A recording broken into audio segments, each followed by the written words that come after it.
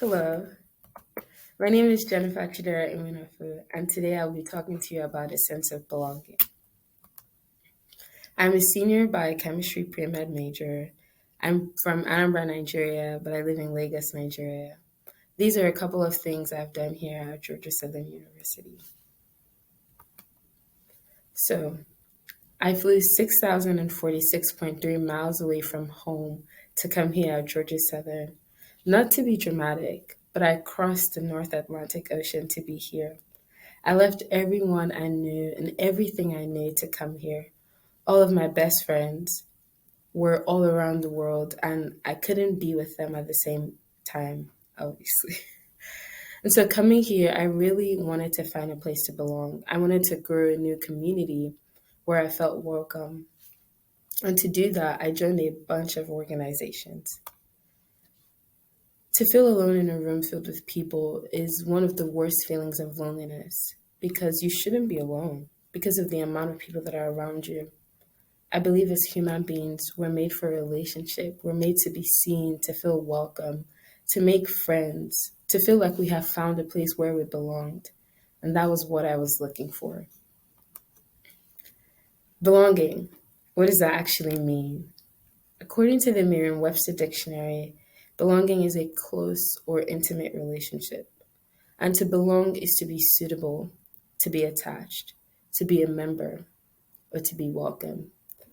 Like I mentioned earlier, to belong, I joined a bunch of organizations. Georgia Southern University is a huge university, wonderful campus with over 27,000 students. I didn't just want to be a number. I wanted to find a place where I would fit in. So I joined a bunch of organizations that were very unnecessary.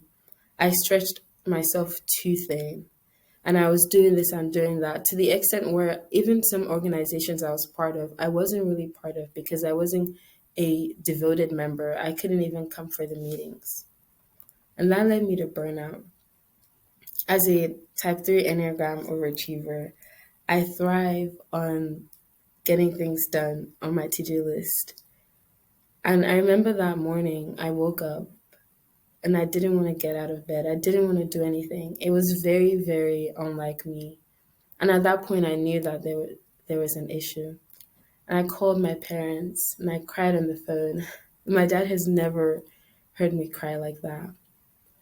And I told them how I was feeling. And my parents were like, Jennifer, you're doing way too much. You need to cut down on some things. There's a phrase my mom always used to say growing up, and it's too much of everything is bad. And because I wanted to belong, I started doing way too much that I couldn't even develop in the small things that I was part of. And that leads me to making your own table. Freshman year, I lived in the second building in Centennial.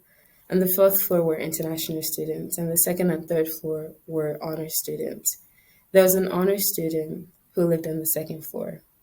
She made a group meet with some of us girls, and she would always invite us to any event that was happening. She made sure we felt welcome. She set a table. She put the chairs on the table, and she invited all of us to come sit down. So I want you to make your own table. Invite people to come sit down. And that's what I did. I learned from Alex. And I decided instead of going out and trying to do all these things, join all these organizations, why don't I set a table, put chairs on the table, and invite people to come do life with me? That way, I was more intentional. It was more intimate, like the meaning of belonging, actually. And it was a beautiful experience, and I've learned from it. With Alex and some of those girls, I went to some of my first Georgia Southern games. On the left is was a volleyball game, and on the right is a football game. Till today, we still hang out and do things together.